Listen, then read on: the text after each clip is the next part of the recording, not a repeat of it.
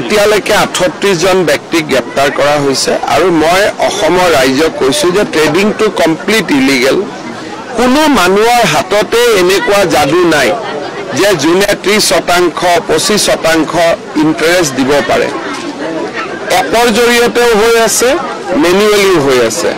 আৰু এই দুইটা বস্তুতে ষড়যন্ত্ৰত নপৰিবলৈ অসমৰ মানুহক মই অনুৰোধ কৰিছো জমা টকা এনেকে কোনোবাই লৈ যাব এটো কেতিয়াও গ্ৰহণযোগ্য নহয় আৰু আপোনালোকে এপৰ মানুহবিলাকক দেখিছে দুবাইত যোৱা কৰবাত কেনেকৈ তেওঁলোকে এটা লেভিছ লাইফষ্টাইল তেওঁলোকে মেইনটেইন কৰে এই টকাবোৰ ক'ৰ পৰা মেইনটেইন কৰে এই টকাবিলাকে লৈ যায় আৰু শেষত নোহোৱা হৈ যাব গতিকে এইটোৰ ক্ষেত্ৰত ৰাইজে সাৱধান হোৱা উচিত পুলিচে পুলিচৰ কাম কৰি গৈ থাকিব